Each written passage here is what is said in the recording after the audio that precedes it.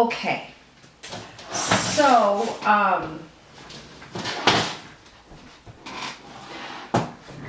okay, so I'm doing an unusual midweek video for you guys for a couple of reasons. One, sorry, I'm discombobulated. One, you guys are struggling a little bit with this conceptual model, and so I don't think I did a good enough job clarifying conceptual model development. I don't think I clarified what we're doing. Several of you have been asking for deadlines. So one reason that I'm going to do this midweek video is to clarify some stuff. The other reason is Blackboard is down, which is very annoying, and I apologize. We ran into this problem over the summer. Everybody thought it was fixed. Apparently it's not fixed, which is very frustrating when you're running online courses. Believe me, all of us professors at Detroit Mercy are not pleased with the current state of Blackboard affairs. I can tell you they're working on it. Their hands are tied. I guess it's beyond us. It's at the higher Blackboard level that they're working at. So, with that being said, a couple of things. I'm going to post this video via email, not Blackboard, and I will also post the syllabus via email, not Blackboard, so that you guys can follow the rubric and stuff as you are doing your model development. Just to be clear, this week you are continuing to learn how to do model developments, and I want you to be thinking about how you're going to develop your conceptual model relating to your phenomenon of interest framed by a particular theory that you've chosen. So let me go over this again. You guys chose a phenomenon of interest in week 1 and 2 of this course. You don't have to be married to that. You can change that if you want to. If you want to keep with it, that's great too. At some point, I would recommend that you guys really start narrowing that down, because you're moving towards a DMP, and all of these things are going to help build. So if you already have a well-stated phenomenon of interest, well framed by a particular theory, and already some conceptual models being developed for your particular phenomenon of interest, you're going to be a lot further ahead. That being said, you're very new at this graduate game. This is one of your first courses in the graduate program, so it's totally fine to think, no, I really want to go in a completely different direction with my phenomenon of interest. That's completely fine. At least you've got the groundwork and the tools to know how to develop a phenomenon of interest question, a theoretical framework, and then a conceptual model. So all of your conceptual model, which is in the syllabus, I think on page 11, there's a rubric for how to do it.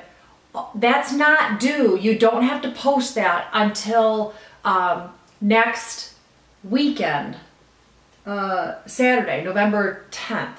So you've got a little bit of time to work on that. So what I want you to do these last week, this week, and towards the end of next week is figure out how to do a model development. That's why I had you guys post all that stuff on discussion board. I'm giving you feedback. I've been talking to a ton of you guys either on email or text or phone calls to really get you guys to hone in about how to do that. So that's what you're going to be doing the next couple weeks. Conceptual model presentation, the big one, 25% of your grade, is due next Saturday, November 10th. Not this week. This week is, you don't really have anything due. You just have to continue to develop this. Last week you had to develop your initial ideas. I gave you feedback, and then from that feedback, now you're going to take that for the next, you got about another 10 days, a week and a half to get that done. So if you have more questions, absolutely let me know. So here's the questions that a lot of you guys keep asking me. And I think I might change this up a little bit next semester. I have posted a ton of articles, examples, ideas about how to do conceptual model development. I've given you some examples of other people that have developed conceptual models. I've given you examples like the Iowa model. There's some articles. I think what might be happening is that I've overwhelmed you guys. I've given you so much information that most of you guys are kind of getting lost. And a lot of you guys are not able to see the forest for the trees. I think I've given you too many trees, and you're not able to decipher which tree would be best for your phenomenon of interest. So the reason I posted so much stuff is because you all have different phenomena of interest. You're coming at it from a different theoretical framework, which is going to completely change what kind of conceptual model you're building. So there's a couple of ways to do your conceptual model. And don't think that just because I've posted all of this stuff that you need to use all of this stuff.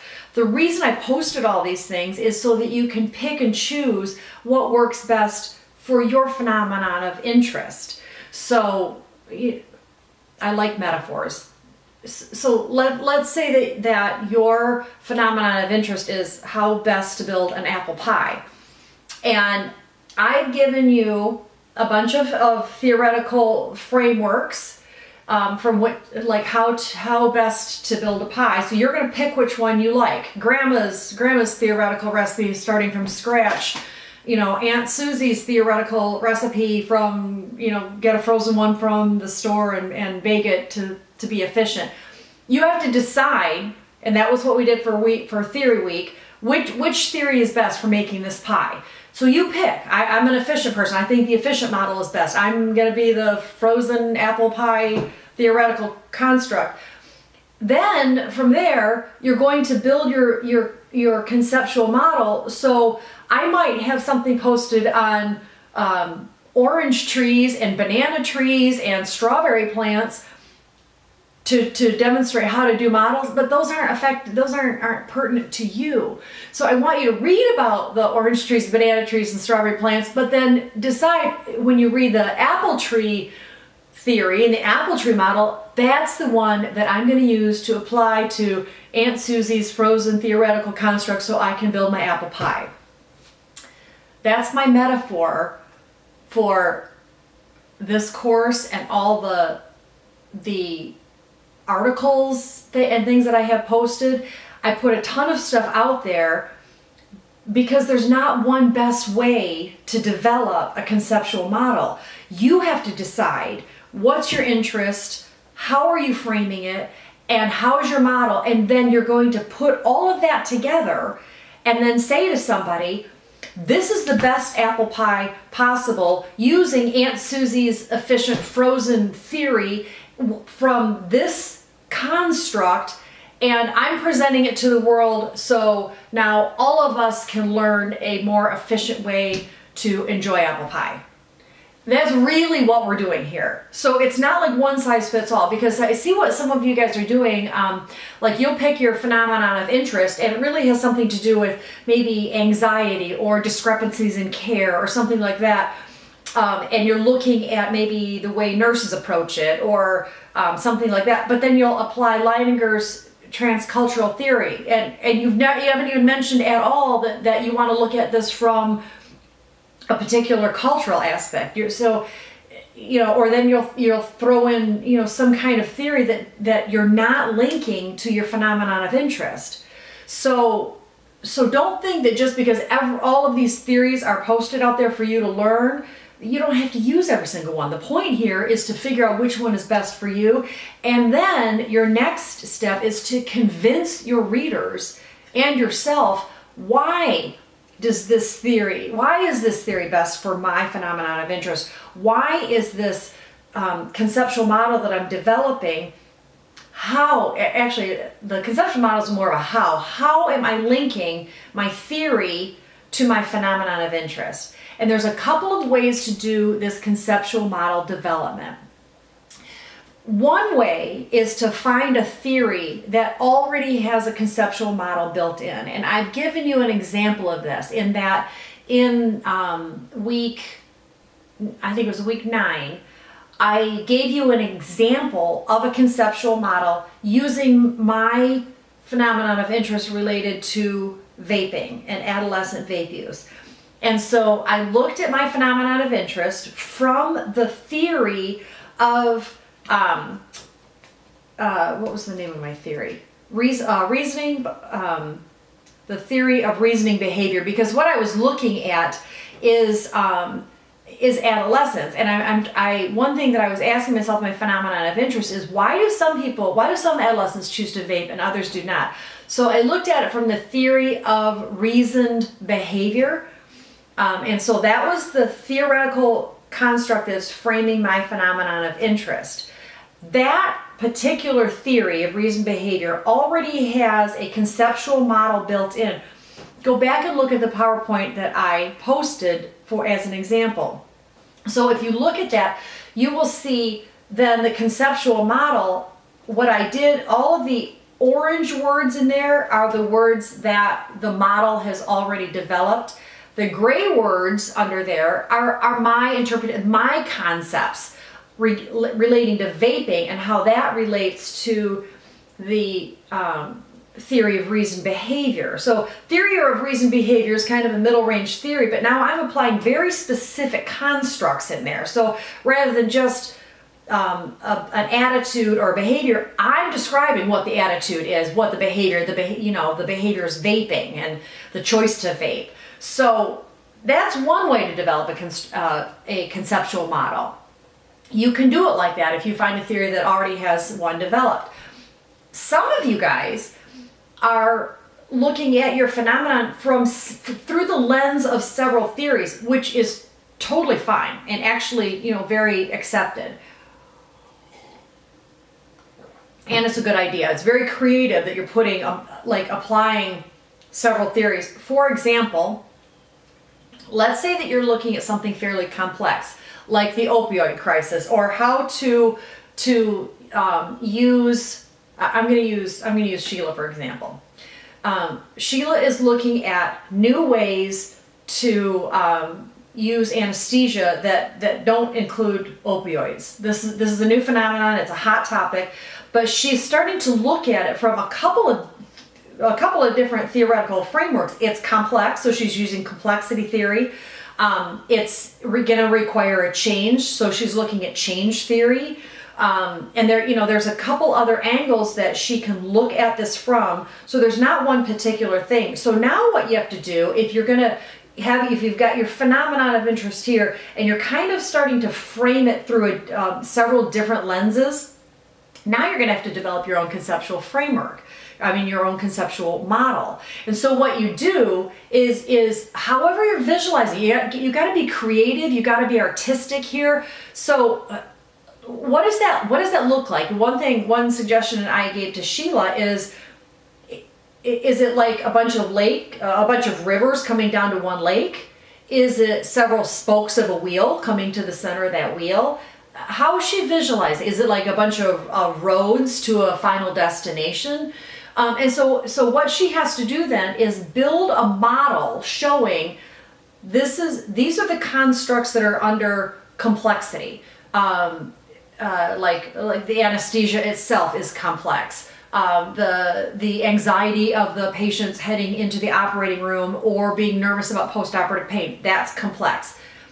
And then the constructs like within change theory, like how are you going to get the anesthesiologist to change practice? How are you going to get patients to change their perception that they don't need opioids post-operatively? And so you'll start building these constructs, and then you've got to kind of visualize your own model. And draw it. You can draw. You've been drawing since elementary school. Draw a picture that's depicting what you're coming up with, and it can be anything from like a flow chart, like mine is in the when I'm using theory of reasoned behavior, or it can be something completely different. The other thing I wanted to point out was this article, and I'm also going to post it on email. It's on your Blackboard site, but nobody can get to that. So the article by Dr. Lori Glenn, the article is Caring Nurse Practice in the Intrapartum Setting Using Nurses' Perspective of Complexity, Relationships, and Safety. So she was looking at, and Dr. Glenn was, you guys might have her in some of your courses.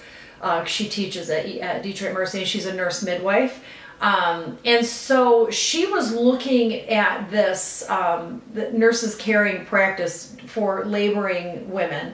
And she approached it from complexity theory, relationship theory, safety.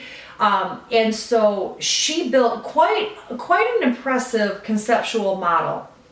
In this theory that you will see posted in this article, if you go to page, I just saw it in here, page 6 of the article, in figure 1, she has laid out the process of data analysis and interpretation. That's more of it's a figurative model. It works. She actually developed quite an elaborate conceptual model, which I've asked her to send me because I want to show it to you guys.